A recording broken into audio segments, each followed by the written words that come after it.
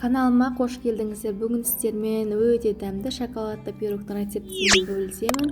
Ол үшін әрине рецепті соңына дейін қараңыздар. Бізге керекті ингредиенттер: ұн, какао, ертілген сары май, ас содасы, қант, айран, ұнтақ жармасы, манная крупа, бір жұмыртқа керек болады.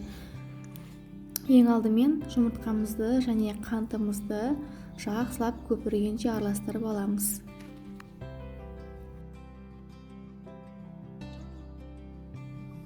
Сосын ертілген сары майымызды қосып жақсылап араластырамыз.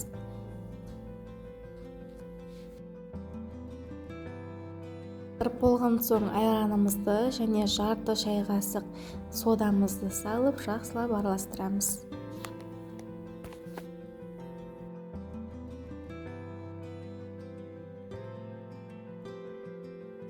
Ұнымызға какаоны араластырып, екеуін бірге массамызға аз-аздан бөліп саламыз. Барлығын бірдей салмаймыз, аз-аздан саламыз. Барлығын бірге салсаңыздар, пирогтарыңыз көтерілмей қалуы мүмкін.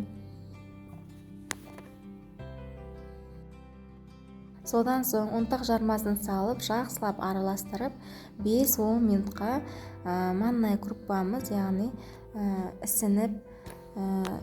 ісінгенге дейін қойып қоямыз. 5-10 минутқа қойып қойсаңыздар жеткілікті.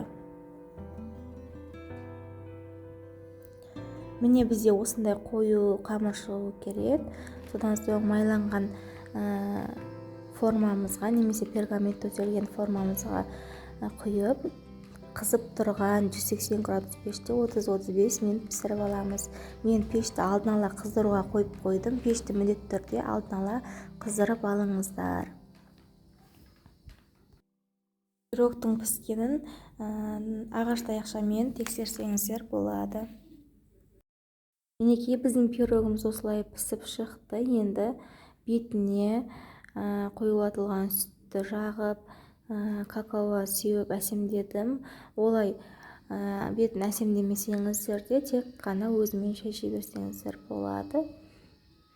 Өте жұмсақ болып кетіледі. Шынымды айтсам, балаларыңыз, үйдегілеріңіздің барлығына ұнайтын рецепт. Міндетті түрде жасап көріңіздер. Сондай шоколадты, әсіресе балаларға шоколадты торттар, пирогтар ұнайды ғой. Өте дәмді. Егер көпшілік адамға жасасаңыздар, құрамын 2 есеге көбейтіп жасасаңыздар, көпке жетеді. Бетін осылай бананмен әрледім. Өте жұмсақ, әрі дәмді, бір жасағынан өте керемет шығатын рецепт. Міндетті түрде жасап көріңіздер. Сіздермен болған Анаргүл.